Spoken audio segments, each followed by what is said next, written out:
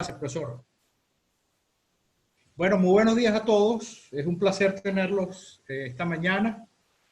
Hoy vamos a dar inicio a una serie de charlas que hemos llamado, disculpen, me presento, yo soy Fernando Espíritu, yo soy director de la Maestría de Administración de la Universidad Católica Andrés Bello y soy coordinador de investigaciones de la Oficina Técnica de Posgrado. Es un placer, estamos a la orden en la Católica, pueden encontrar mis datos de contacto en las redes. Y bueno, estamos a la orden para atenderlos en las consultas de todo lo relacionado con sus trabajos de grado. Pues úsenlos y nosotros responderemos y los ayudaremos con todo. Les decía que hoy estamos dando inicio a una serie de charlas que hemos titulado Cerrando el ciclo académico, ideas para elaborar los trabajos de grado. Se trata de una serie de aproximadamente entre 10 y 13 videoconferencias que serán grabadas y estarán puestas a su disposición en las páginas de posgrado. Es una serie que es modular, es decir, ustedes pueden tomar las partes o los aspectos de la tesis que más les interese, o simplemente lo puede ver completa desde el principio hasta el final. Son charlas relativamente cortas que tienen por objetivo motivar y sobre todo darles a ustedes consejos útiles para terminar sus trabajos de grado. La conclusión que queremos dejar de esta serie, bueno, es que simplemente las tesis se pueden concluir exitosamente si se tiene un poquito de disciplina. Es un camino a veces difícil, pero con disciplina y con constancia se puede culminar perfectamente y a tiempo sobre todo. Las tesis son importantes porque cierran un ciclo académico y por lo tanto le dan la oportunidad al estudiante de sintetizar todo lo que han aprendido a lo largo del ciclo profesional. Otra cosa importante es que en posgrados UCAP, en la universidad, estamos impulsando la idea de que el posgrado, y por supuesto el pregrado, pero sobre todo el posgrado, son como las dos caras de una moneda. No basta simplemente con la formación profesional, sino que el ciclo se cierra con la tesis de grado. Entonces, creo que una tesis de grado de calidad redunda no solamente en la calidad de posgrados de la UCAP, sino también en su desarrollo profesional. Bueno, sin perder más tiempo, yo quiero presentarles y dejar con ustedes a nuestro vicerrector académico, el doctor Gustavo Peña Torbay, que es la persona que, bueno, va a inaugurar este ciclo de conferencias. El doctor Gustavo Peña Torbay es licenciado en Psicología de la UCAP, es magíster en Psicología de la Universidad Simón Bolívar, es doctor en Psicología de la Universidad Central de Venezuela, fue director de Centro de Investigaciones y Evaluación Institucional durante el año 2007 al 2015 de la UCAP, fue director del doctorado en Psicología entre el 2005 y el 2014, además dirigió el área de Humanidades y Educación de los estudios de posgrado de la UCAP entre el 2005 y el 2007, fue director de posgrado en Metodología de las Ciencias del Comportamiento entre el 2002 y el 2004, y por si fuera poco, fue director de la Escuela de Psicología entre 1999 y 2005. Actualmente es el vicerrector académico de la UCAP y yo supongo que el profesor Torbay debe saber algo del tema que nos va a hablar a continuación. Profesor Peña, un placer tenerlo. Adelante, por favor. Muchísimas gracias, Fernando. Bien, primero que todo, buenos días a todos. Muchísimas gracias por asistir a esta presentación que, como decía Fernando, tiene que ver con el tema de los trabajos de grado. Es bastante sencilla en la idea de ilustrar los elementos fundamentales acerca de lo que se dice o se considera que es un trabajo de grado. Vamos pues entonces a comenzar directamente. La primera idea que quisiera dejar es en qué consiste el trabajo de grado, como dice la lámina, cuál es la naturaleza del trabajo de grado y las tres modalidades fundamentales que se usan en esta universidad. Digo se usa en esta universidad porque en otras instituciones hay variantes y en los países europeos hay variantes de esta propuesta, pero esta es la propuesta fundamental que se usa acá en la UCAP.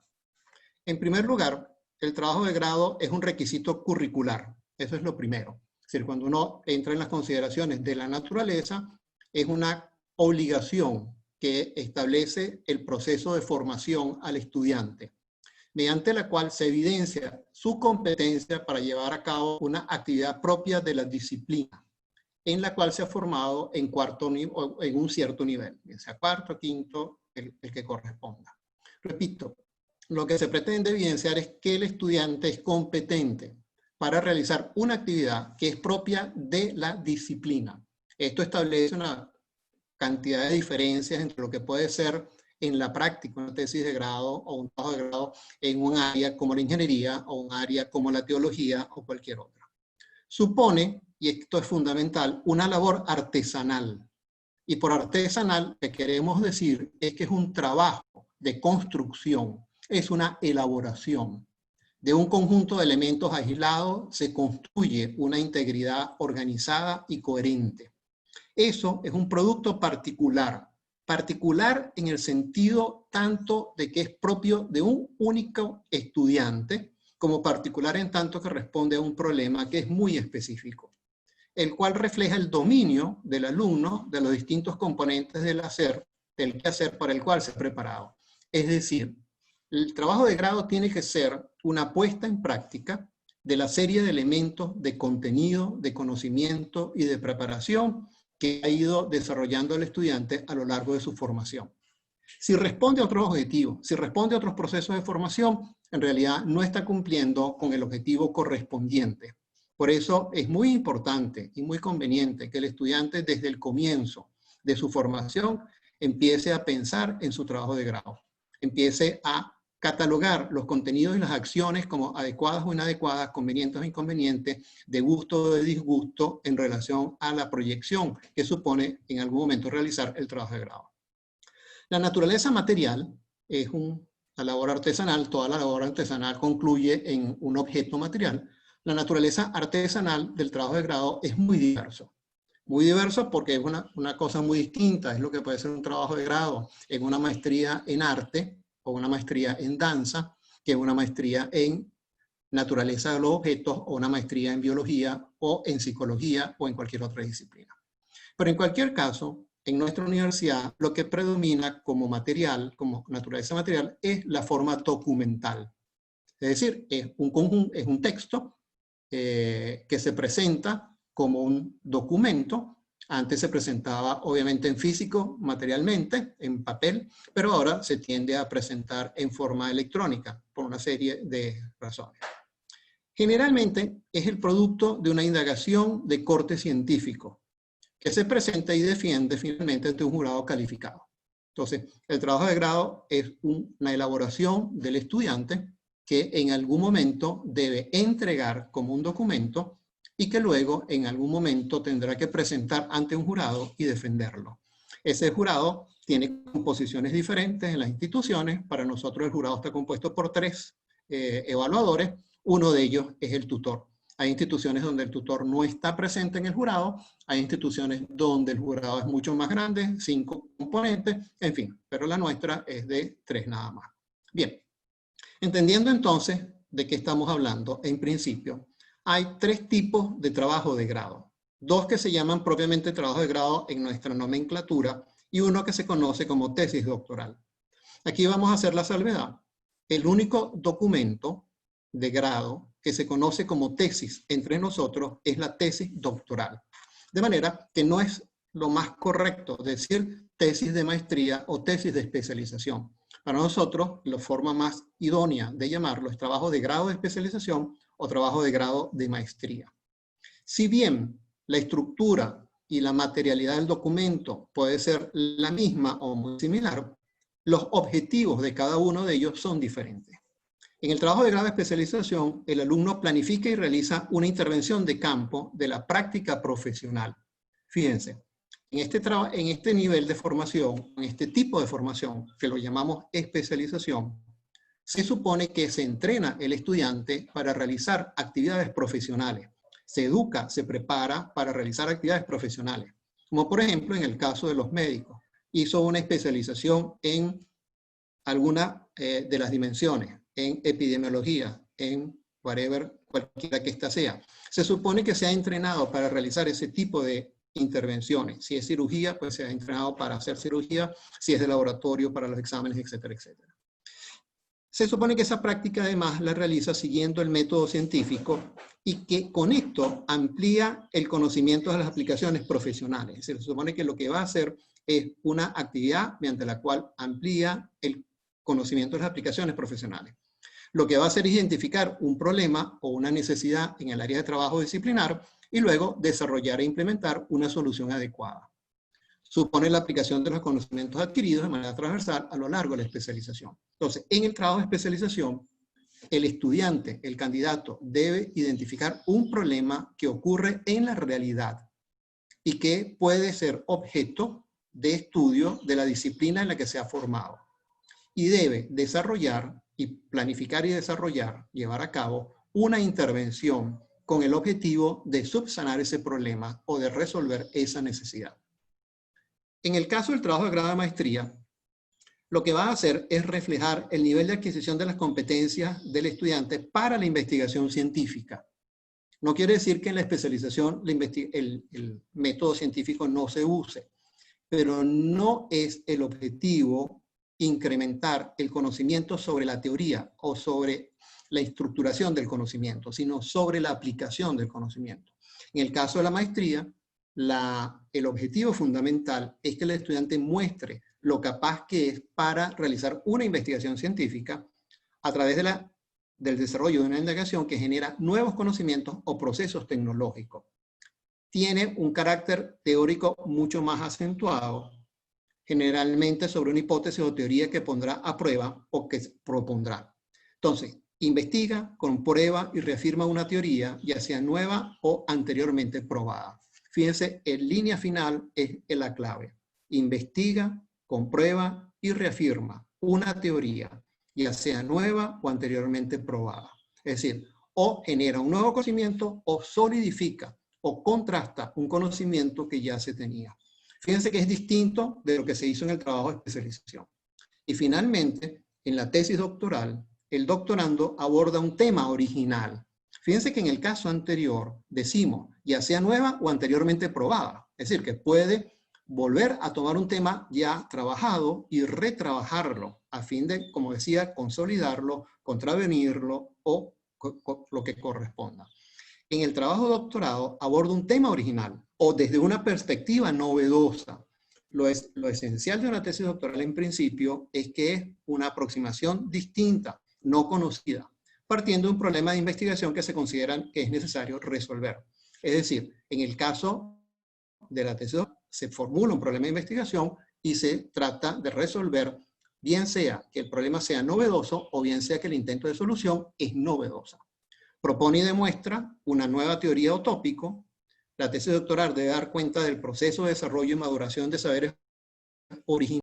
Fíjense, esta parte también es muy importante en el caso de la tesis doctoral. La tesis de doctorado debe dar cuenta del proceso de desarrollo y de maduración de saberes originales por parte del alumno, haciendo una contribución inédita a un campo disciplinar específico. Esto es lo crucial de una tesis doctoral. La tesis doctoral genera nuevo conocimiento, genera nuevas propuestas con relación a el saber de la disciplina. Algunas consideraciones que son necesarias hacer. Primero, el trabajo de grado puede ser engorroso, pero es necesario aprender. El esfuerzo de años no debe ser desperdiciado por temor a este documento. La necesidad del trabajo de grado es invisible, no se nota hasta que uno se enfrenta a su ausencia y en ese momento se paga caro. El trabajo de grado es un requisito escolar, no un apostolado. La labor en el trabajo de grado es autogestiva, depende del aspirante y de su disciplina. Investigar es más o menos como un arte y un arte se aprende haciendo. Debe haber disciplina, organización y autoconfianza. Entonces, 1. Sabemos que no es sencillo hacer el trabajo de grado, pero entonces hay que aprender a hacerlo. Por eso decimos al mal paso darle prisa. Si lo tiene que hacer, lo mejor es que lo emprenda tan rápido como pueda. Luego, es un desperdicio ciertamente que después de muchos años de formación, como dice el refrán, muera en la orilla o se ahogue en la orilla. Entonces es de honor es de justicia culminar el proceso, no desperdiciar, dejar esos años guindando. Luego, la necesidad del trabajo de grado es invisible. Esto es algo que me han reconocido muchos estudiantes a lo largo de los años, de todos los niveles. Es decir, cuando se enfrentan a la ausencia y ven las consecuencias que tiene el no haber hecho el trabajo de grado, o cuando se benefician de haberlo hecho, en el primer caso se llora mucho y en el segundo caso se ríe mucho. Entonces, no tener el trabajo de grado es algo que no pesa aparentemente, pero cuando se necesita, por ejemplo, tengo que hacer una salida al exterior, me invitan a ser profesor, tengo que proponer mis credenciales para un ascenso y no está el trabajo de grado, por tanto no está culminada la formación, se paga caro. Por el contrario, cuando se tiene, es mucho el beneficio que se obtiene.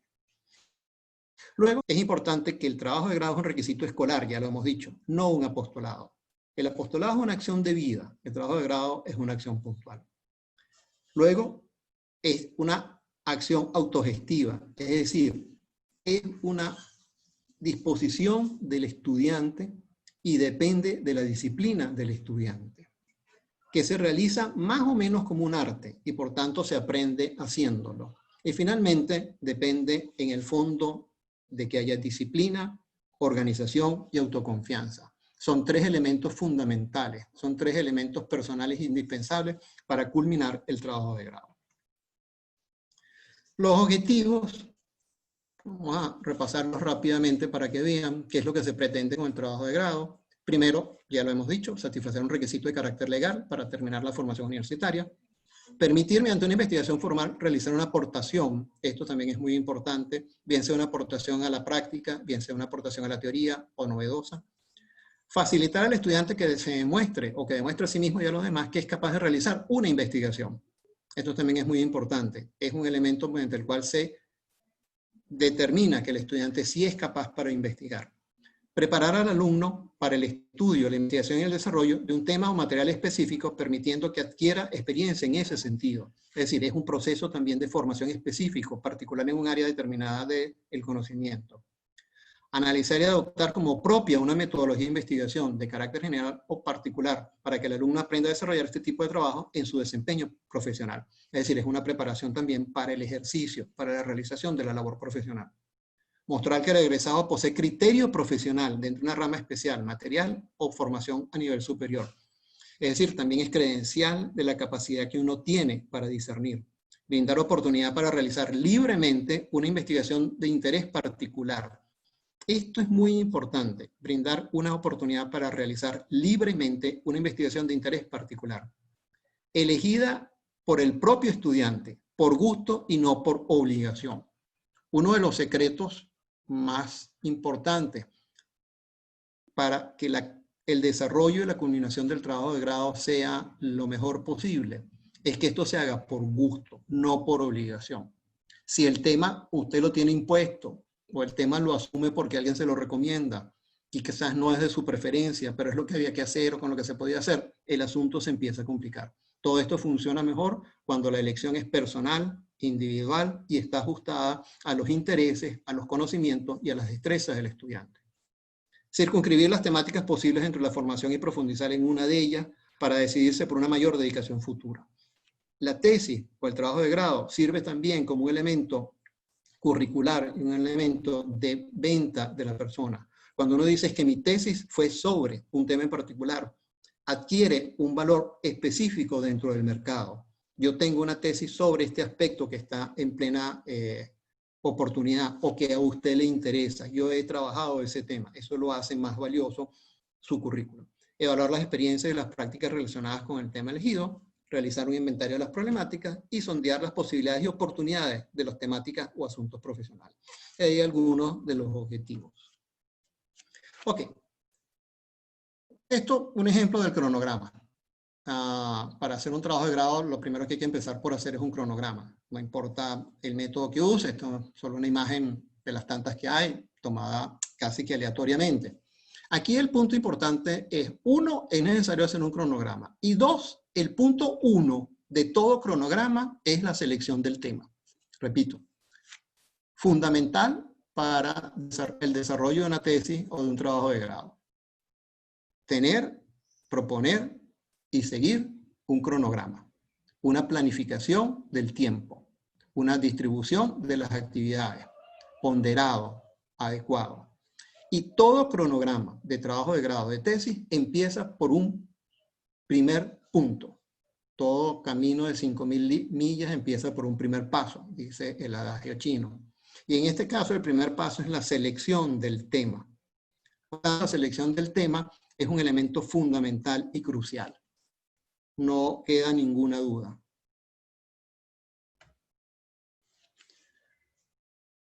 Cuando uno define el tema, hay tres elementos que intervienen en su constitución. Primero, el tema hace referencia a un tópico que tiene que ver con una disciplina, con la ciencia, con el área y entonces el tema en particular. Es decir, cuando usted define el tema, primero está definiendo una disciplina. Dentro de esa disciplina está ubicándose en el capítulo ciencia. Dentro de esa ciencia se ubica dentro de un área y dentro de esa área ubica un tópico, un aspecto particular sobre el cual quiere trabajar. Esto se supone que está conectado con una historia, con unos estudios y con una dedicación, es decir, con un saber, con un conocimiento que usted ha ido aseverando y que ha ido desarrollando a lo largo de su formación profesional o de su formación de cuarto nivel o de quinto nivel.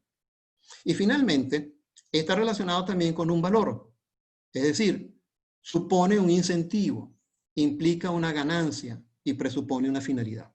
Cuando nosotros tenemos esos elementos, entonces podemos definir un tema, o sea, un aspecto particular sobre el cual vamos a trabajar. Obviamente lo anterior es muy genérico. Ahora les propongo unas etapas, en concreto 5 etapas para hacer la elección del tema, que no son más que conjunto de consideraciones. La primera tiene que ver con cuáles son los temas que le interesan o que te interesan. Acuérdense que esto es una elección voluntaria, ya lo dijimos. Usted escoge el tema. Lo ideal es que nadie se lo imponga. Entonces, de su programa de estudio, ¿qué temas particulares le interesan? ¿Cuáles son los temas actuales más relevantes en el campo disciplinar? ¿Cuáles cuestiones profesionales promueven actualmente más discusión? ¿Hay problemas que son particularmente importantes a nivel nacional? ¿Existen temas que le han interesado desde hace tiempo? Fíjense que son un conjunto de preguntas que hechas sistemáticamente le permitirán ir identificando en cada caso algunos aspectos. Probablemente en algunas de las preguntas tengan más aspectos, en otras menos, pero podrán ir identificando varios aspectos que aluden a la motivación, que aluden al valor de oportunidad, que aluden al valor de aplicación a nivel del conocimiento, etc. Pero que le permiten ir segmentando o especificando algunas áreas en las que le interesaría a usted trabajar. En la etapa 2, ¿cuáles son los tópicos interesantes dentro de esos temas? Si el tema generalmente es muy amplio y dentro de él usted va a definir un tópico. Ahora debe limitar esta lista a una pequeña cantidad. Se supone que responder a todas aquellas preguntas da una lista más o menos larga. Puede hacerlo, por ejemplo, viendo si hay temas que han surgido como respuesta a más de una de sus preguntas en la etapa 1. Es decir, algunos temas pueden repetirse y eso hace que sea más llamativo. O tratando de poner los temas en orden de interés para usted. De alguna forma pueden limitar su elección a una lista corta de 2 o 3 temas principales. Es decir, de una cantidad más o menos de unos 20 temas que podrían surgir, entonces tendría que restringirse a 2 o 3, los que le parecieran más interesantes. Fíjense que esto no supone que de entrada usted tiene el tema elegido, sino que va progresivamente elaborando el pensamiento, progresivamente el discernimiento, hasta lograr una respuesta más precisa del interés. ¿Qué preguntas pueden hacerse acerca de estos temas, los pocos que le quedan? Ahora debe reflexionar sobre las cuestiones clave que pueden ser apropiadas en relación con cada uno de estos temas. Un aspecto importante de cualquier proyecto de investigación es que debe indagar una pregunta. Intenten pensar en todas las cuestiones de interés o importancia en relación con cada uno de los 2 o 3 temas que ha considerado. Es decir, ahora que tiene 2 o 3 temas, se plantea preguntas dentro de él. Se hace cuestionamientos que se pudiesen resolver. Y eso es lo importante de este punto. En los 2 puntos que nos quedan, ahora tiene a partir del punto 3, una lista de preguntas. Y de esas preguntas debe ser posible identificar 2 o 3 que son especialmente interesantes y emocionantes para usted. Elija una que le llame más la atención. Esto es un buen punto de partida para comprobar si es una pregunta razonable o sensible. En esta etapa es necesario comprobar si es un tema viable. Se entiende por viabilidad una pregunta que debe responderse y que se puede responder en el ámbito del proyecto. Acuérdese que esto es muy importante. La pregunta que usted se formule, que va a ser el problema de su investigación, debe ser resoluble. Resoluble en el tiempo, con los recursos de los cuales ustedes disponen y en el ámbito de la disciplina en la cual usted se desempeña o en la cual se encasta o se incrusta el trabajo de grado o tesis que está presentando. Tiene 2 o 3 preguntas y ahora debe realizar la elección final. La última etapa es hacer la elección final del proyecto. Esto es solo posible cuando ha pasado a través de la etapa 4 varias veces. Es decir, no es sencillo, no es rápido, ya que puede haber varios proyectos posibles que es necesario investigar dada su viabilidad antes de llegar a un tema adecuado. La verificación final es preguntarse, ¿este tema realmente me interesa? ¿Me motiva? Para cerrar, en el proceso de elección de un tema hay una serie de tips importantes. No elija un proyecto demasiado grande. No crea que su investigación tiene que cambiar el mundo y comience su proyecto con una pregunta de investigación. Quiero enfatizar sobre todo el último. Comience su proyecto con una pregunta de investigación. Es decir, el proyecto no se comienza con una duda o una inquietud vaga. Por el contrario, se comienza con una pregunta muy concreta, planteada en términos de las variables o de los factores que se usan habitualmente dentro de su disciplina y que se puede encontrar en el campo de una teoría o de un aspecto particular del saber de la disciplina en la cual usted se desenvuelve. Finalmente, quizás, como dice la pregunta, sería interesante saber si Shakespeare utilizó más la preposición y en las comedias que en las tragedias. Pero el problema es si esto es de un interés genuino. Esto realmente tendría interés en alguna parte. Segundo, el tema es manejable en el tiempo. Es decir, usted va a tener el tiempo suficiente para realizar ese trabajo de investigación. Mi tutora de tesis doctoral, lamentablemente ya fallecida, solía decir que la culminación de la tesis era un mérito que se debía lograr en vida, que póstumo era muy triste. Tercero, asegúrese de tener asesoramiento de un tutor. La tesis es un trabajo en conjunto. Si bien es cierto que el estudiante, el candidato es el que más trabaja del conjunto, también es cierto que la disposición del asesoramiento de un tutor es fundamental. Este sigue siendo el viejo modelo del aprendiz y el maestro. Se supone que el tutor es alguien que sabe del tema en el cual usted trabaja, que sabe de la metodología que usted va a emplear, que sabe del análisis de los resultados que usted va a encontrar, que le puede ayudar a focalizar algunos aspectos, a enmendar otros, etc. Sin la presencia de un tutor, el desarrollo de la tesis es mucho más arduo y mucho más complejo. De manera que es necesario identificar un tutor que sea apropiado. Como todo en la vida, no todas las personas son adecuadas para todas las cosas. Y a veces, personas que dominan mucho un tema no son adecuadas porque sus complicaciones son tan grandes que no se puede casi conversar con él. Y a veces se puede conversar con él, pero no tiene la formación suficiente para desarrollar el tema. De manera que todas estas cosas pueden ser parte de lo que ocurre. Tenga su propio punto de vista, su opinión sobre el tema. Esté dispuesto a cambiarla si es necesario, pero tenga su propio punto de vista. Y tan pronto como le sea posible, escriba su tesis. La propuesta está investigando. Es decir, esto es fundamental. La tesis no es algo que se escribe en un momento determinado. La tesis es algo que se va escribiendo progresivamente. No es que usted espera tenerlo todo para escribir la tesis, sino que uno empieza a escribir la tesis desde el primer momento. Y ese es un documento que se va haciendo cada vez más complejo, más elaborado, más adecuado y que finalmente se convierte en la tesis o se entrega como el producto final. Aspectos como la bibliografía, por ejemplo. Hace años atrás, muchos años atrás, acostumbrábamos a escribir la bibliografía en pequeñas tarjetas, luego ordenar esas tarjetas a mano en sentido alfabético o como correspondiera, y luego finalmente hacer la transcripción al documento final. Hoy en día eso es impropio, improcedente, absurdo.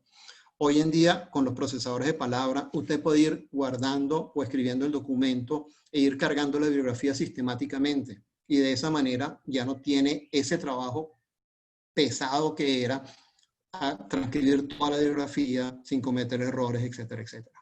Por supuesto, hay una serie de reglas como tener varias copias de ese documento en varios depósitos distintos.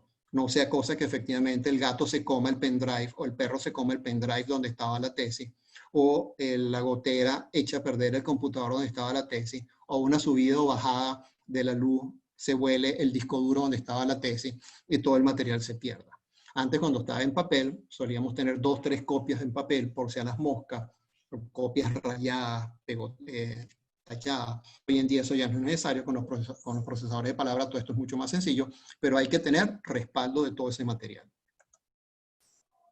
Dificultades que puede encontrar en la realización de la tesis. Bueno, falta de acceso a la fuente de información. Esto es fundamental. Es muy difícil hacer un trabajo de grado si no se tiene acceso a la fuente de información. Necesidad de construir marcos teóricos o metodológicos específicos. Falta de fluidez con el tutor.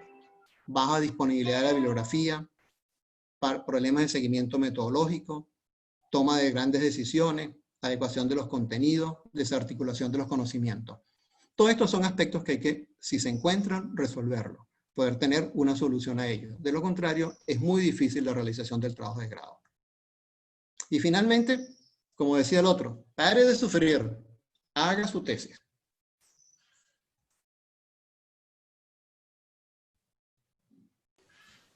Muchas gracias, profesor Peña. Ciertamente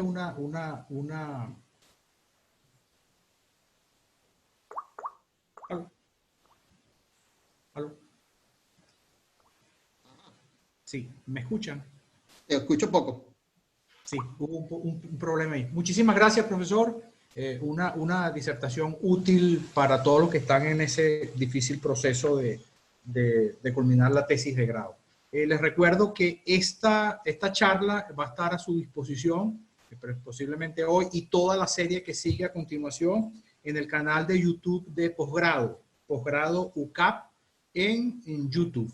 Bueno, vamos a dar inicio a las preguntas. Les recuerdo a los queridos participantes que sus preguntas deben ser formuladas por la sección de preguntas y respuestas.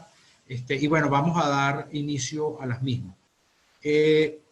Primera, ¿existe alguna, nos dice un espectador anónimo, ¿existe alguna extensión determinada para cada nivel de investigación, especialización, maestría, doctorado? Porque algunos profesores hablan de 50, 100 y 200 páginas. La respuesta rotunda a eso es no. Desde el punto de vista técnico, no hay ningún parámetro. Yo tenía la costumbre de presentar los trabajos de ascenso de un volumen muy pequeño, el número de páginas, porque mis trabajos fueron todos en contexto de laboratorio. El desarrollo más importante como investigador es en comportamiento animal. Y los que trabajamos en esa área no somos dados a documentos muy largos, a disertaciones muy extensas, sino que por el contrario somos dados a documentos muy compactos. La persona que recibía el documento era la secretaria del secretario de la universidad, una señora muy afable, que nos conocía a todos y era muy cariñosa con todos nosotros. Y cuando yo llegaba a presentar el documento para inscribirlo, para que subiera a los jurados para el trabajo de ascenso, solía tomar el trabajo y sopesarlo con su mano y solía decirme, profesor, ¿no le parece que está un poco flaquito? Yo le decía, no, pásalo así nomás, tranquila, mándalo, ya veremos qué pasa, ya veremos qué dice el jurado. Entonces, los trabajos de investigación de laboratorio suelen ser de un grosor muy pequeño, de muy pocas páginas, se suele ser muy magro. Los trabajos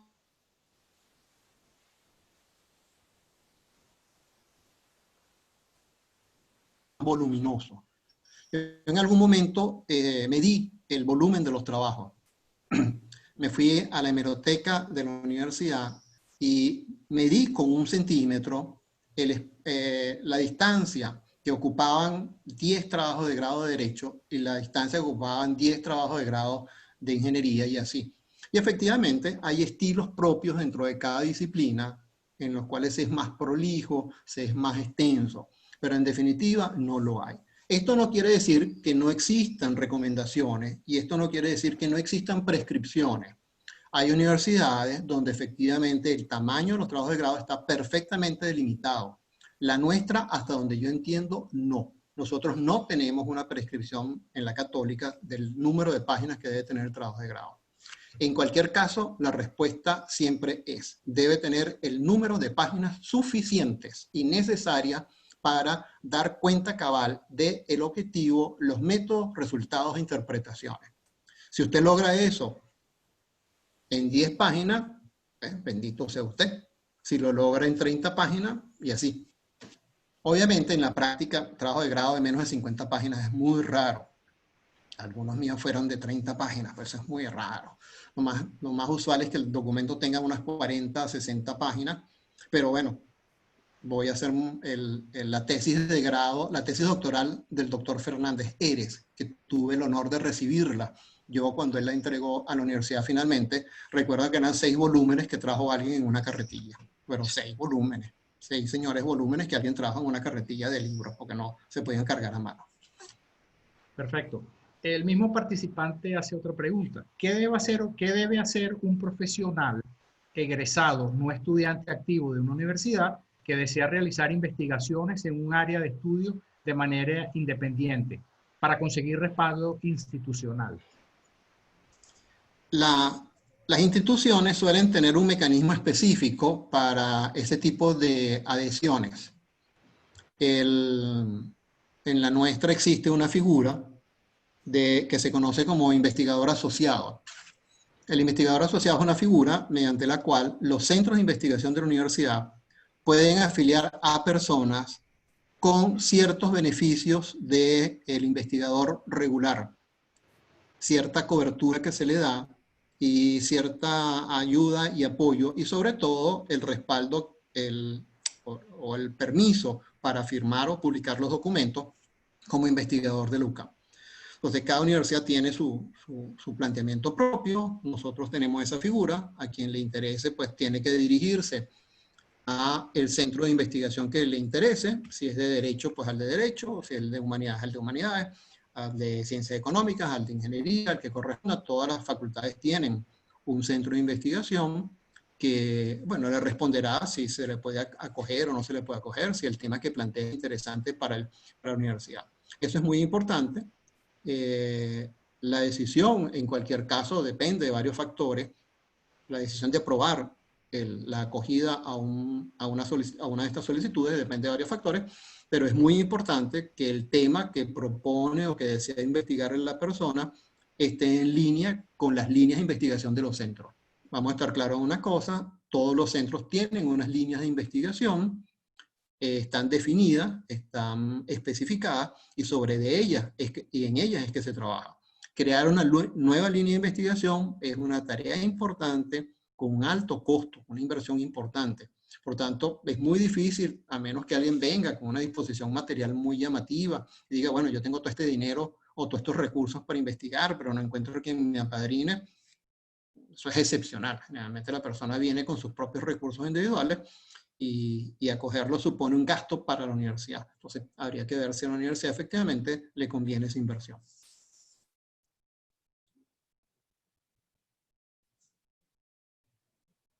Creo que se nos fue Fernando o me fui yo, no sé cuál de los dos.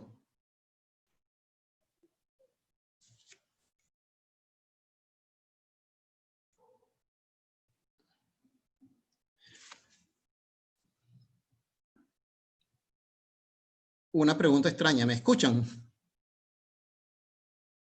¿Sí? Respondan por. Ok. No sé qué es lo que están haciendo. Sí, ok, bien.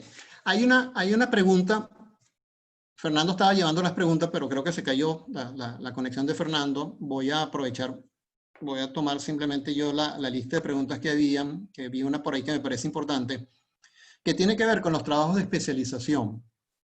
Si en el caso de los trabajos de especialización hay que llevarlos a la práctica, si hay que realizarlos. Mi postura, y la tengo desde hace muchos años, a mí me tocó desarrollar el proyecto de lo que se llamó el régimen especial de doctorado, cuando la vicerrectora académica era otra, era la doctora Marixa Barrio.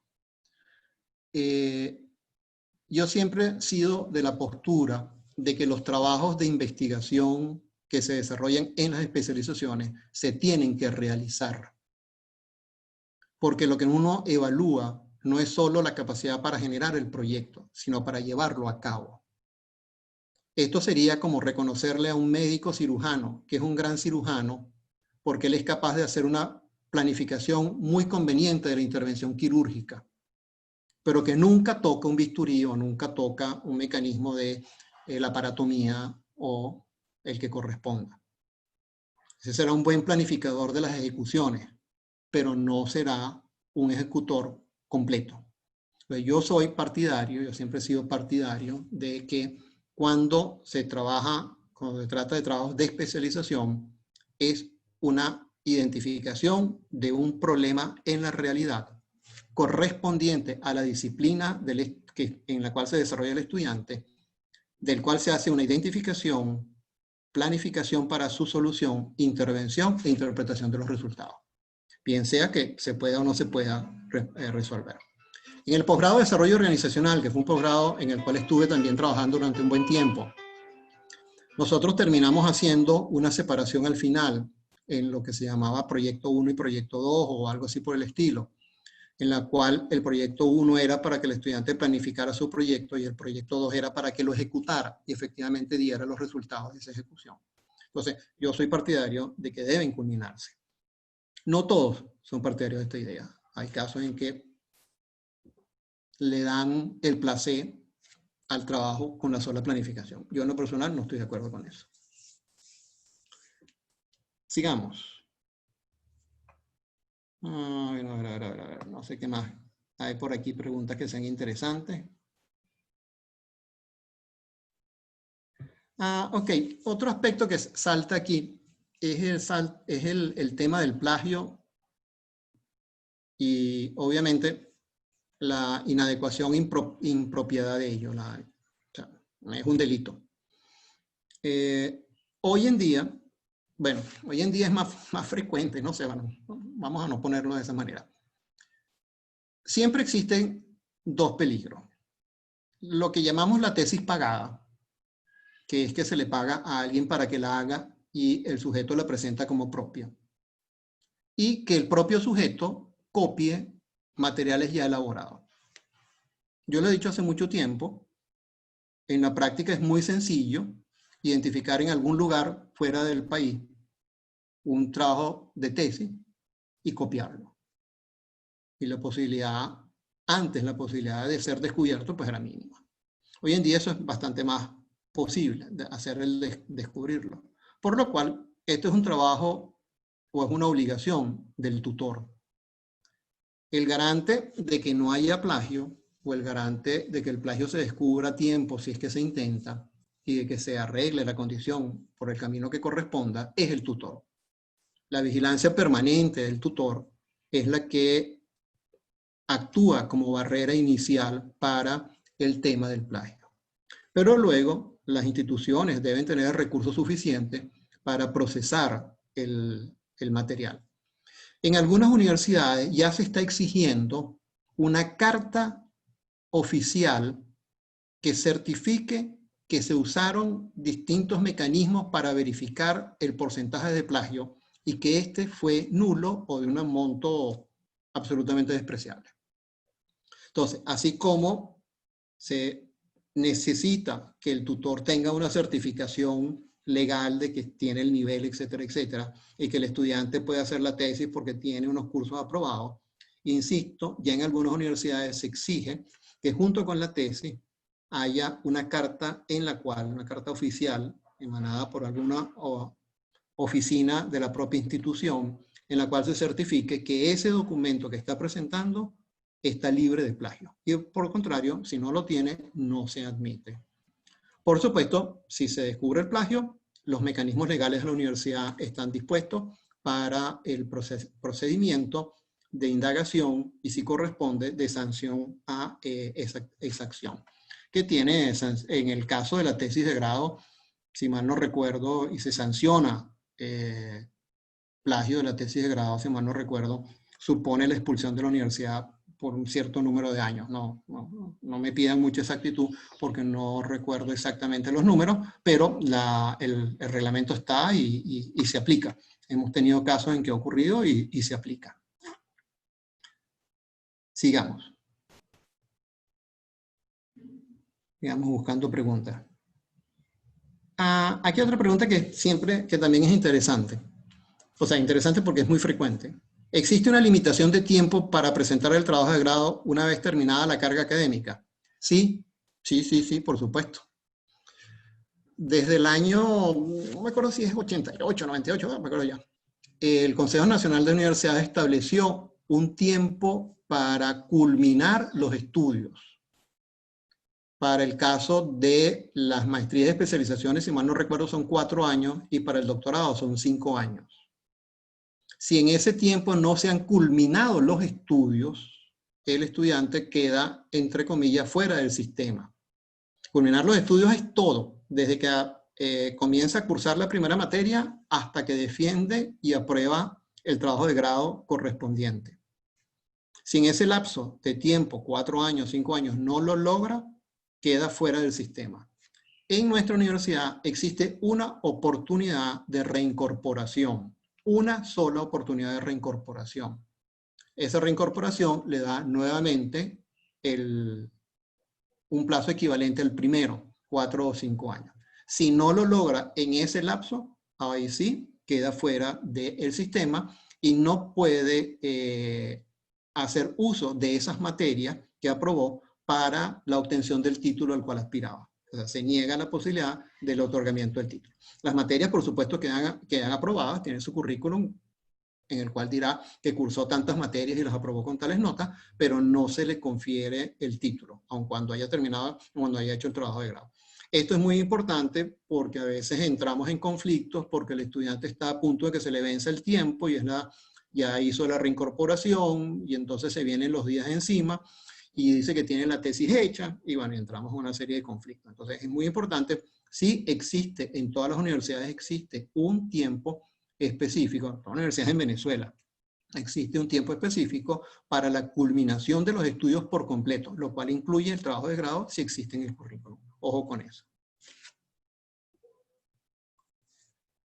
Aquí hay otra simpática. ¿Qué elementos epistemológicos debe tener una investigación para que pueda hacer una tesis doctoral? En los actuales momentos me encuentro en este dilema, en mi tesis doctoral de Ciencia de la Ingeniería, donde se le da más importancia a los modelos matemáticos, pero queda esto a la deriva. Ok. El tema de la epistemología y el tema de los requisitos epistemológicos es un tema que es propio de cada disciplina. En algunas disciplinas, efectivamente, el fundamento del método son los procesos cuantitativos o el trasfondo operativo del método son los procesos cuantitativos.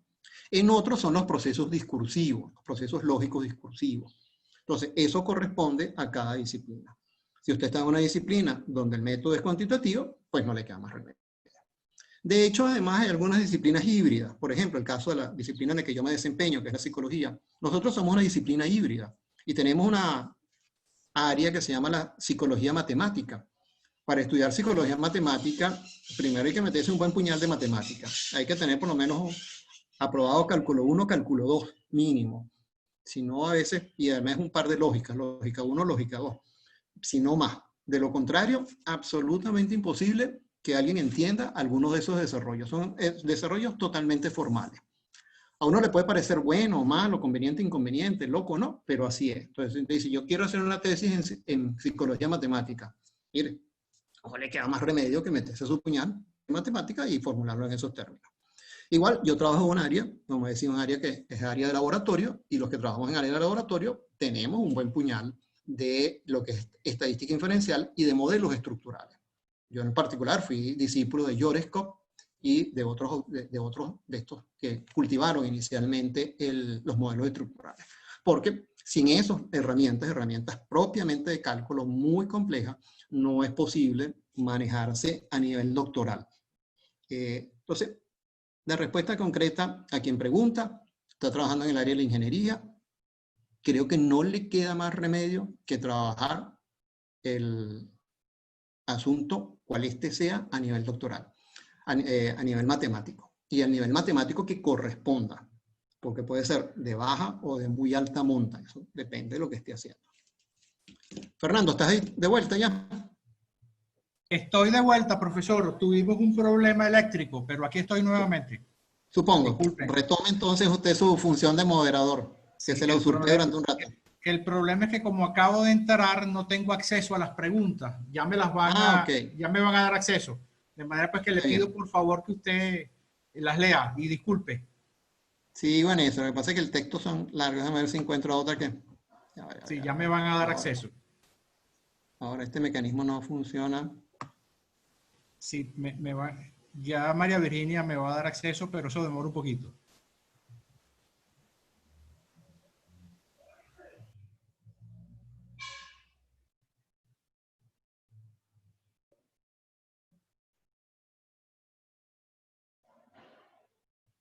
No veo otra cosa así.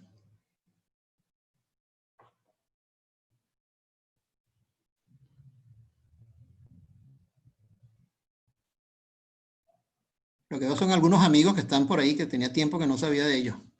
Agradezco la deferencia de haber escuchado esta presentación. Ok. Aquí hay un trabajo, aquí hay una que me parece muy buena. La amiga Blanca Rodríguez pregunta si para hacer el trabajo de ascenso es indispensable contar con tutor. No. El trabajo de ascenso no requiere formalmente de tutor, pero mire que ayuda. Pero mire que ayuda. Esto se lo digo por experiencia. Yo soy de las generaciones que hizo su trabajo de ascenso a punta de pulmón y es difícil pues hacerlo solo, no es sencillo. Hoy en día es mucho más frecuente pedir ayuda, pedir consejo, pedir acompañamiento y no hay, repito, la formalidad del tutor, pero sí existen pues, gente que colabora, gente que le echa una mano a los demás, cosa que es muy importante y eso ayuda mucho. Entonces, la respuesta concreta, no se necesita tutor, pero como de costumbre, es de muy buen tono tener a alguien que lo acompañe a uno. Más que en el caso del trabajo de ascenso, uno puede tener 2 o 3 personas a quienes preguntar, y eso pues ayuda siempre mucho. Tengo acceso a las preguntas, profesor. Muy bien, sigue entonces. Sí, José Albornoz nos pregunta, creo que es distinta, ¿cómo se realiza la asignación del tutor? ¿Existe algún protocolo a seguir? ¿Cuáles requisitos debe tener el tutor? Ya. No hay un protocolo como tal.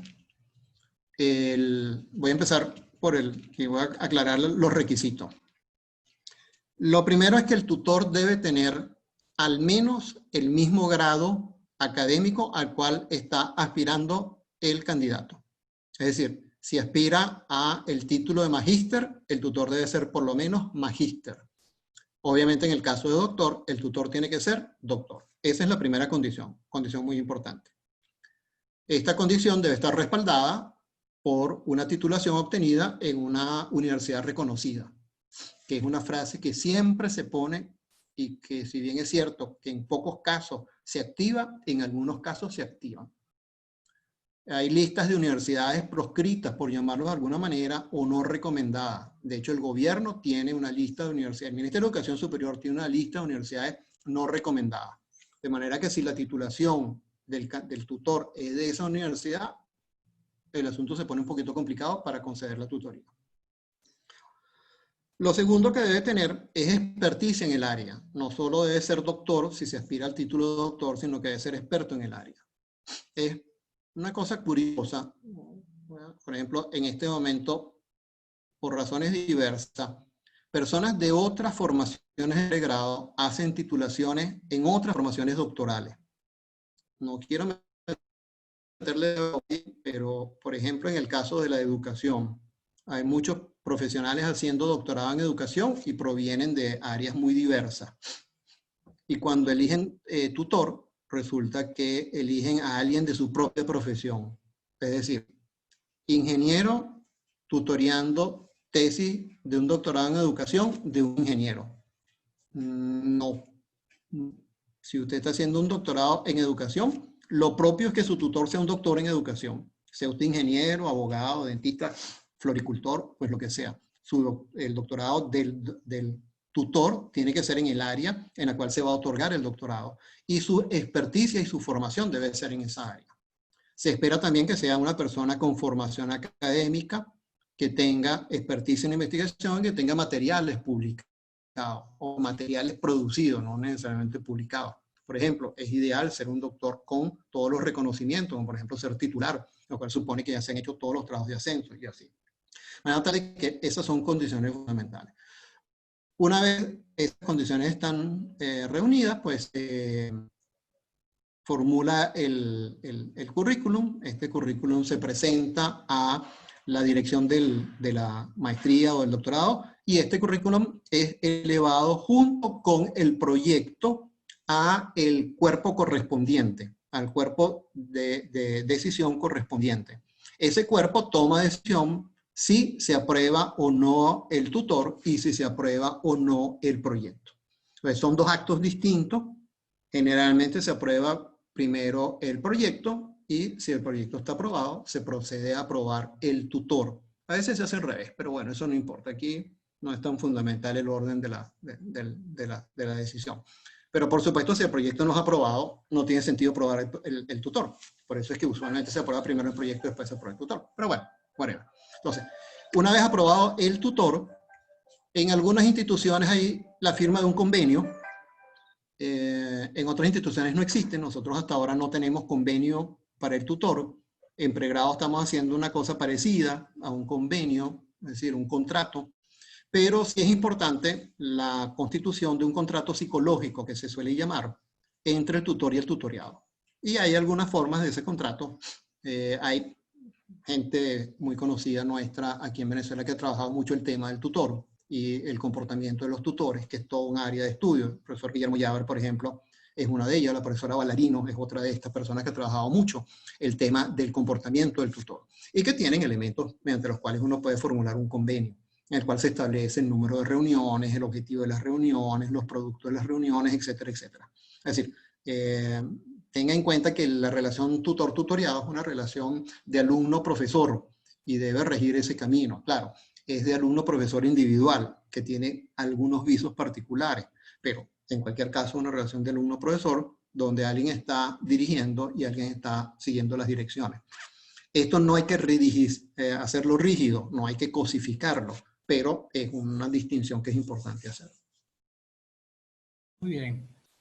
Rafael Villavicencio, bueno, no estoy seguro si entiendo muy bien la pregunta, yo le pediría a Rafael que la formule nuevamente, pero dice algo así: ¿cómo delimitar el lapso de investigación de la información? Por ejemplo, en el doctorado en Derecho, debo, sobre un determinado concepto, ver sus antecedentes desde lo primero que se tenga en cuenta, o es posible delimitarlo a determinado lapso o línea de autores. No sé si está clara. No, sí. La pregunta está clara. O la interpretación. Quizás el texto no sea muy claro, pero la interpretación sí. Okay. Eso es un tema importante, que es el tema de la vigencia de la revisión y de la extensión de la revisión. Cuando yo hacía mi tesis de pregrado, hace tiempo ya, se decía que uno tenía que investigar todo de los griegos para acá.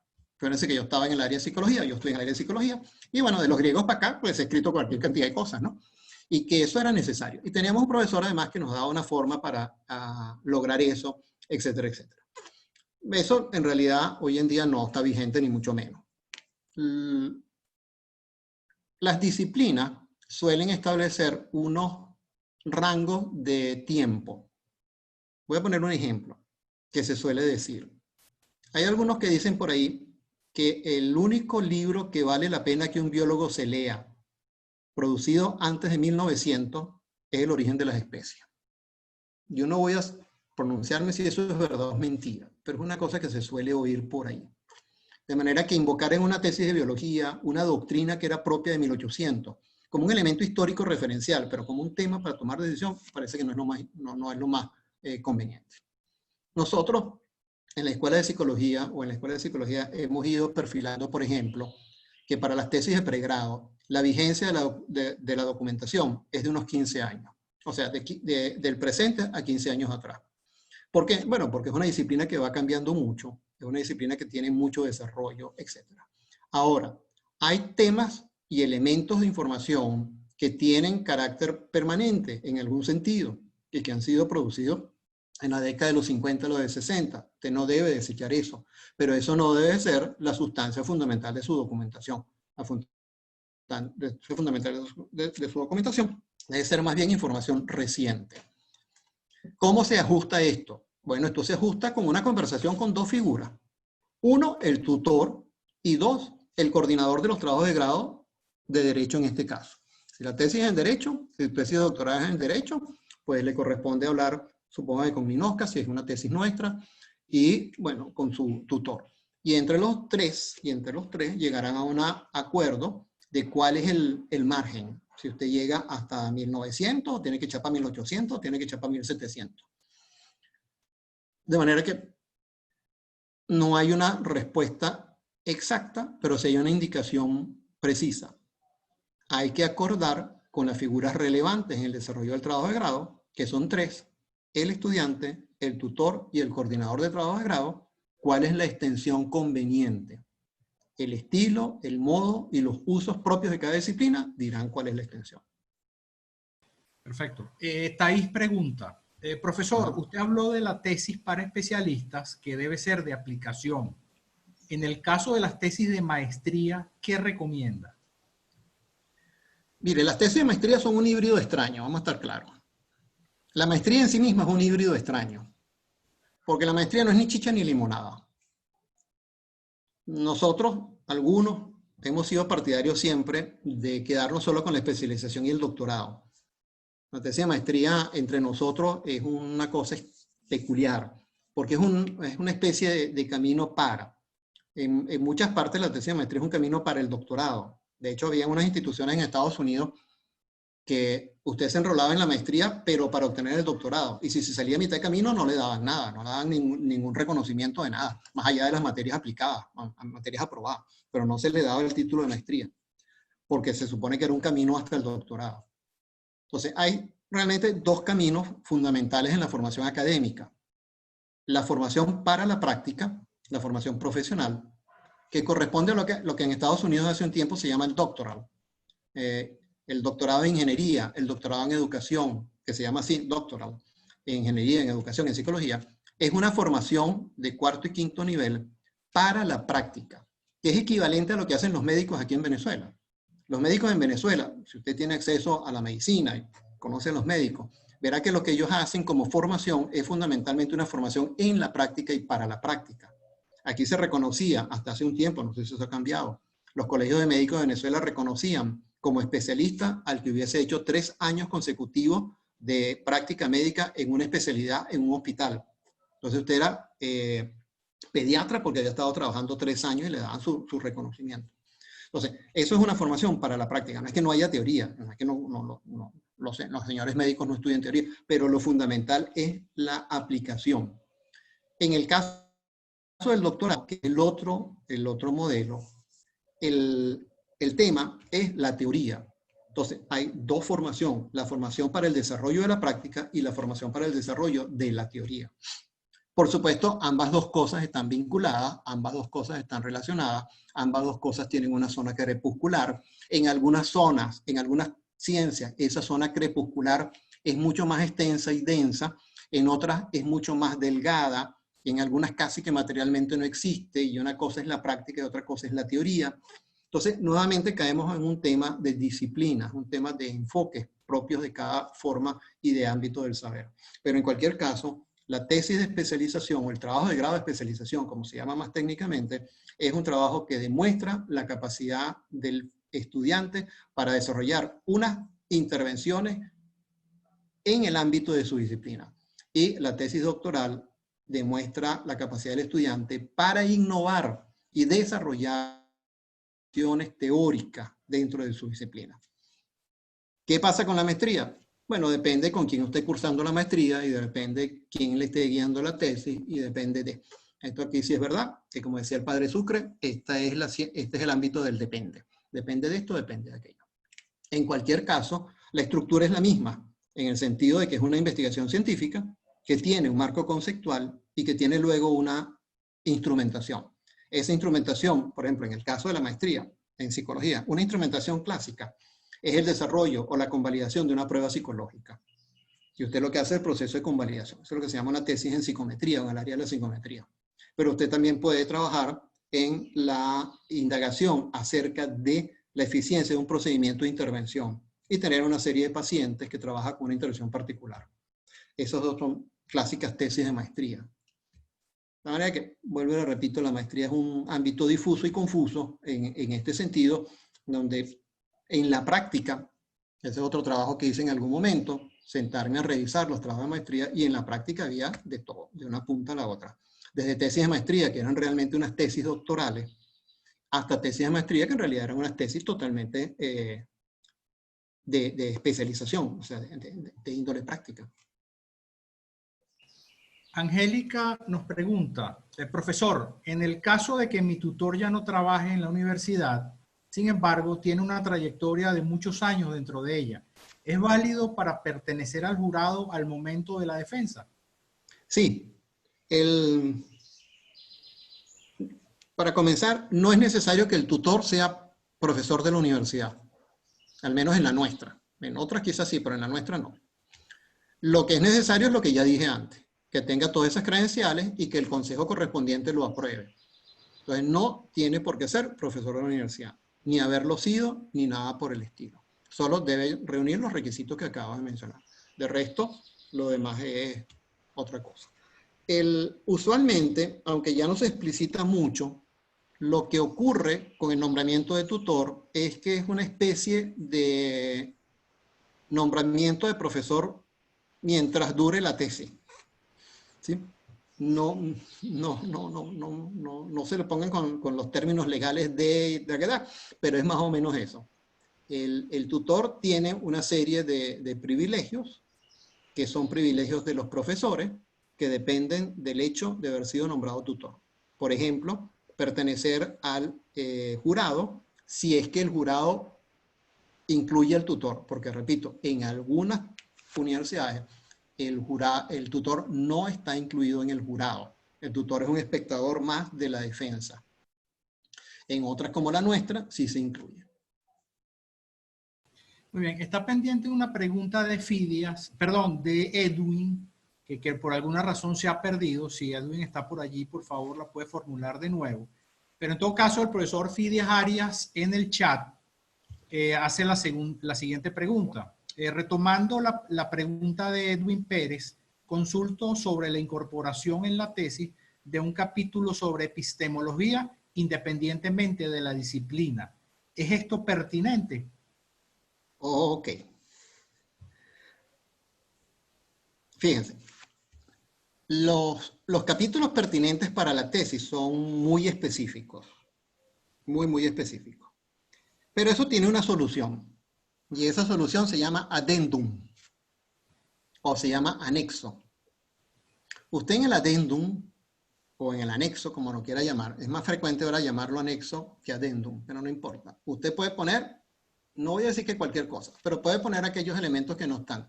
Voy a poner un caso, el caso de mi trabajo doctoral. A los efectos de mi trabajo doctoral, a mí me correspondió desarrollar una prueba para un estadístico para el cálculo de la asociación entre variables cualitativas o variables categóricas. Por supuesto, eso no era parte de la tesis como tal, pero fue parte del trabajo que se hizo para el desarrollo de la tesis. Y entonces se puso en un anexo. Entonces se decía, esto se calculó mediante el estadístico tal. Ver detalles del mismo en el anexo cual. Entonces uno va al anexo y en el anexo está el desarrollo, cómo se hizo la planificación, cómo se hizo la simulación Monte Carlo para verificar la eficiencia del estadístico, todo ese poco de cosas. Pero no es parte de la tesis. Entonces, esto equivale a las notas, ¿sí? En algunos otros casos esto se llaman notas, pero generalmente en las tesis, al menos en las tesis usuales, en la mayor porción de las tesis no se usan notas, en las tesis de filosofía a veces se encuentran y a veces se usan, pero en la mayor porción de las tesis de las otras disciplinas las notas no se usan o son muy cortas. Entonces, la solución a eso, si les parece que hay que poner un capítulo, es conveniente poner un capítulo sobre la epistemología, mi recomendación es póngalo en un apéndice. Supongo que hará una explicación general o particular y puntual de por qué puede ser necesario y remita a las personas a leerse el apéndice. Muy bien. Bueno, no tenemos aquí más preguntas registradas ni en el chat ni en el panel de preguntas y respuestas. Si podemos dar unos segundos a ver si hay alguien más que quiera preguntar. Edwin Pérez había hecho una pregunta, pero por alguna razón no está registrada. Lo que creo entonces es que, bueno, creo que no hay más preguntas por el momento. Bueno, profesor Peña, mil gracias por esta... Sí, Marcos Requena nos dice que hizo un par de preguntas, pero creo que... Así, aquí está la de Edwin. Profesor, con respecto a la delgada línea que existe entre el trabajo de maestría y tesis doctoral, por lo que algunos autores consideran que para que una investigación sea doctoral debe cumplir con una matriz epistemológica, pero en el caso de un doctorado en ciencia de la ingeniería no es tan claro. Le dan más importancia a la parte matemática. Sí, ya va. Nuevamente, eso lo dijimos hace un momento, pero lo puntualizo más. Fíjense, en ingeniería, la matemática es el idioma, como en física.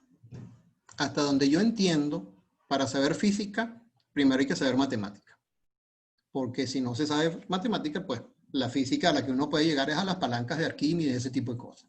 Pero en la física contemporánea, y para hacer física realmente, y física contemporánea, o sea, trabajar en lo que trabajan los físicos ahorita, el bosón de Higgs o cualquiera de esas cosas, bueno, la teoría de la relatividad, cualquiera de esos tópicos, si no se sabe matemática, y mucha matemática, y es como tratar de leer música sin saber la manera en que se escribe la música, ¿no? El pentagrama y toda esa serie de notaciones que ellos usan. Entonces, lo que pasa es que suele confundirse entonces el idioma con el texto del idioma. Entonces, cuando se dice que en ingeniería se promueven o se acentúan los elementos matemáticos, es porque en el fondo esa es la naturaleza de esa disciplina, o lo que usualmente se reconoce como la naturaleza de esa disciplina. Una disciplina que tiene por objetivo, dice el diccionario de la Real Academia Española, resolver problemas mediante el uso del método científico. Eso es lo que dice la Real Academia Española, si mal no recuerdo, acerca de la ingeniería. O sea, resolver problemas usando el método científico. Entonces, esa resolución se hace con base en un conocimiento que se expresa en términos matemáticos. Por supuesto, la ingeniería tiene muchas áreas, y no es lo mismo la ingeniería de informática que la resistencia de materiales, que la civil, que la mecánica. Pero en cualquier caso, sí es un común denominador, un transversal, que el idioma para hablar en ingeniería es matemática. Igual, el idioma para hablar en química también es matemática, por supuesto, por cierto. Y a veces cuando uno trabaja bioquímica, que es lo que yo he hecho en algún momento, también hay que meterse su puñal de matemática porque muchas de las formulaciones finalmente son de carácter matemático o se escriben en matemática. Entonces, no confundamos el hecho de que hay que escribirlas en matemática con el hecho de que la formulación es matemática. Son dos cosas, o sea, la formulación es en términos abstractos. Son dos cosas que siempre van como las dos caras de una moneda, pero que son distintas. La necesidad de un idioma con la necesidad de una formalización particular. Entonces, si le están pidiendo una formalización matemática, pues ese es el estilo del doctorado y por ahí va el tiro. Es muy difícil contravenirlo. Eso es otro detalle particular que suelen tener estas cosas o estos temas. Son temas propios de cada área, son temas propios de las personas. Si nosotros podemos decir lo que querramos y establecer los principios que querramos, que pueden ser muy coherentes, pero a las finales la operatividad de esto está dada por personas con criterio dentro del área y a quienes se les reconoce su experticia. Y eso hace que sean quienes puedan de alguna manera regir. Que yo tengo una postura novedosa, por ejemplo, hay una postura en economía que no usa los cálculos matemáticos para resolver los problemas de economía. Bueno, está bien. Usted se peleará con los economistas que sí usan matemáticas. Ese es un problema de enfoque.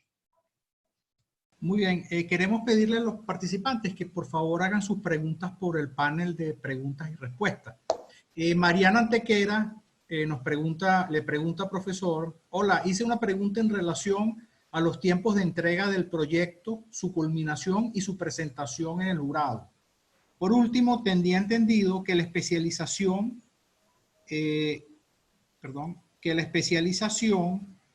no hay defensa del trabajo de grado. Nuevamente. Dice que la especialización no se defiende el trabajo de grado, solo se presenta y se esperan los resultados, dice Mariana. Sí. Nuevamente, son temas operativos que se resuelven preguntando a su coordinador en cada caso. Lo de los tiempos, nuevamente, no hay un tiempo particular para el trabajo de grado, hay un tiempo para la formación completa. El tiempo para la formación completa son 4 años. En 4 años, a partir del momento en que inscribe la primera asignatura, ¿sí? Contado a partir del momento en que inscribe la primera asignatura, usted debe cumplir con todos los requisitos curriculares. Si esto supone trabajo de grado, pues trabajo de grado. Otra cosa distinta es que para ordenar el trabajo, para sistematizarlo, realmente un estudiante entra en trabajo de tesis o en trabajo de grado más o menos a los 3/4 de su formación. O sea, es raro quien a la mitad de la formación empieza a mirar trabajo de grado, aunque debería. Es más o menos a los niveles de 3/4. Por supuesto, si estamos hablando de los niveles de 3/4, estamos hablando de que ya se ha comido como 2 años y pico de los 4, con lo cual le quedará 2 años y el resto del pico. Y entonces entra en la coordinación del trabajo de grado, o quien lleva el trabajo de grado, entra en el mood presión, o en el estado presión, o en la tarea de presionar. Y entonces empieza a poner límites que son necesarios para promover la culminación del trabajo. Le dice, bueno, usted tiene 1 mes para, o tiene 2 semanas para, o dentro de 3 meses debe. Fíjense que como el lapso es para la culminación de todo, con defensa y todo, hay por lo menos 3 meses, por decir algo, que son solo de aparataje burocrático. O sea, entre que usted entrega la tesis, se entrega a los jurados la revisan, se convoca el examen y el examen se realiza, se van como 3 meses. Y eso si no se le cruzan vacaciones, porque ojo, los 4 años son 4 años calendarios, no son 4 años quitando las vacaciones los sábados y los domingos, son 4 años calendarios, del 1 de enero a lo que corresponda al siguiente momento. Entonces, esos 3 meses pueden ser más largos, porque si se le cruza la vacación de diciembre, ya no son 3 meses, son 3 meses y medio o 4 meses. Y todo eso cuenta en el tiempo. Entonces, cuando uno en realidad se plantea el tema, no son 4 años, son 3 años y en el mejor de los casos 3 años 9 meses, sino 3 años 6 meses. Entonces yo debería estar entregando mi trabajo de tesis a los 3 años 6 meses, 3 años 7 meses. Quizás estirando un poquito los 3 años 8 meses, corriendo riesgo. Eso quiere decir que si me toma 1 mes completar el trabajo, o sea, generalmente la redacción final de un trabajo de tesis no toma menos de 2 meses. El sentarse y escribir la forma definitiva y que uno la tenga lista. Son 2 meses más. Entonces ya estamos hablando de 3 años y 6 meses, como mucho. Entonces, ¿cuándo empieza usted a tener tiempo? Bueno, yo diría que a los 2 años y medio de formación empezar a hacer su tesis y fuera cabalgando, pues si no, los tiempos no le dan. Pues repito, no hay unos tiempos, los tiempos están dados por las coordinaciones y tienen un carácter pedagógico, si quiere decir así, para ordenar la ejecución. Thais pregunta, profesor, ¿se puede elaborar para una tesis de pregrado utilizando una parte de un instrumento preexistente con elaboración propia del estudiante, citando claramente al autor previo? Ok. Ese es otro tema. Ese es otro paquete. Ahí lo que es de fondo es la magnitud de la contribución. Es decir, se supone que si el estudiante está trabajando con un tema que ya fue trabajado por alguien, que puede ser, por ejemplo, un instrumento. A alguien se le ocurre que el instrumento de Rosenberg de autoestima se puede modificar. De hecho, ya hay varias modificaciones hace mucho tiempo. Pero a usted se le ocurre que usted tiene una manera de modificar el instrumento de Rosenberg y hacer de ese instrumento una cosa mejor, un mejor instrumento. Entonces, bueno, depende de la contribución. Entonces, no, bueno, ¿en qué va a consistir su contribución? No, bueno, el instrumento de Rosenberg tiene 12 ítems. Yo le voy a poner 2 más. 2 más. O sea, por ponerle 2 más, te voy a dar toda la tesis, por poner solo 2 ítems más. No, bueno, yo voy a hacer estos cálculos. Ajá, pero esos cálculos son necesarios en cualquier caso. Entonces, depende de cuánto. Te dice, no, es que yo estoy reformulando lo completo, de los 12 ítems me quedo solo con 4, estoy creando 2 dimensiones distintas que el autor original no trabajó, y por tanto queda un instrumento de 18 ítems ahora, bla, bla, bla, bla. Bueno, entonces, nuevamente, el punto es sencillo. Depende del grado de la extensión, profundidad y complejidad de la contribución que usted hace. A más chiquita y más simple, más probabilidad de que le nieguen la opción. A más grande y más compleja, mayor probabilidad de que le asignen la opción. Hoy en día existen además otros procedimientos nuevos. Bueno, procedimientos no son nuevos, pero he venido a descubrir recientemente. Una cosa es lo que se llama el reanálisis de los datos. En el reanálisis de los datos, uno tiene acceso a una base de datos que obtuvo otra persona y uno lo que hace es un reanálisis de esos datos. ¿Eso se puede? Bueno, eso es como, hablando con los comités de trabajo de grado, con las comisiones de trabajo de grado, y depende nuevamente de la contribución. Y otra cosa es lo que se conocen como los análisis, los estudios metaanalíticos. Los estudios metaanalíticos o metaanálisis son estudios que se hacen para reunir una gran cantidad de información cuantitativa que ha sido publicada con respecto a un tema. Y son trabajos muy elaborados, en la medida en que usted lo formula convenientemente, con un gran trabajo no solo de recopilación, sino de cuantificación e interpretación. Y son una de las pautas más recientes. La inventamos los psicólogos allá en la década de los 70-80 y se han puesto más de moda a partir de la medicina y otras cosas actualmente, pero son una pauta muy importante para la consolidación y la resolución de las contradicciones que se encuentran en las investigaciones. Entonces, ahí hay 2 formas distintas de hacer trabajo de grado en la cual uno no recoge directamente los datos, sino que usa los datos que otra persona ya había usado. En el reanálisis, uno usa los datos brutos de la otra persona y en el metaanálisis, uno recopila la información cuantitativa que está en los artículos y la sistematiza de acuerdo a unas técnicas de cálculo muy elaboradas que existen para ello.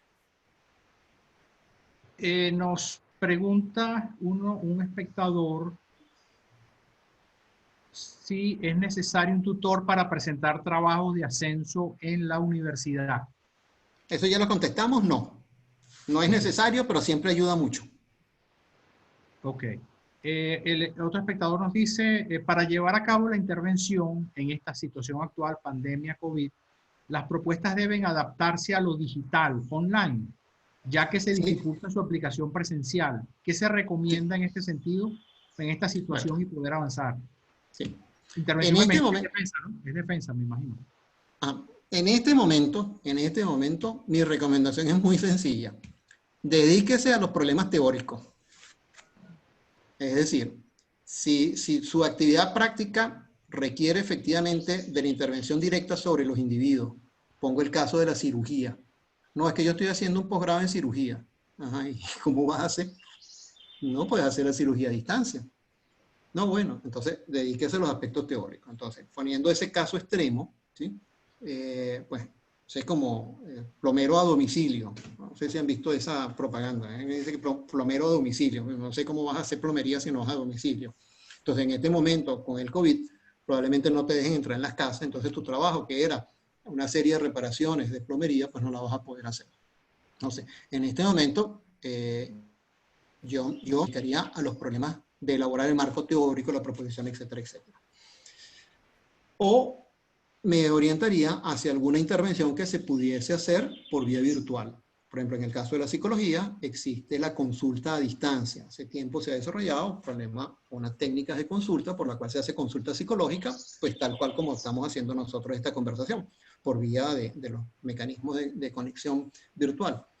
Si existe la misma posibilidad en otros casos, pues perfecto. Por ejemplo, a los administradores, si tienen la posibilidad de levantar la información de las empresas a partir de este registro, yo conozco una cantidad de administradores, bueno, una cantidad muy grande no, pero conozco otro administrador que está trabajando en su casa y está ahí fajado con su computador, echando las mismas cuentas que estaba echando cuando estaba sentado en su escritorio. Entonces, si eso es posible, pues está. Entonces, depende de lo que corresponda. Por ejemplo, a los que hacen trabajos en filosofía o los que hacen trabajos discursivos, fundamentalmente, pues, esta circunstancia no les afecta, no les debería afectar mayormente. Ahora, si usted hace una filosofía entre comillas práctica, que supone trabajar con otros, bueno, ahí sí la cosa se puede poner un poco más complicada. Bueno, profesor, me informan que el tiempo se nos acaba, queda un par de preguntas por ahí. Nos excusamos por eso porque tenemos otra teleconferencia en breve. Jesús, me preguntas dónde podemos acceder a esta videoconferencia.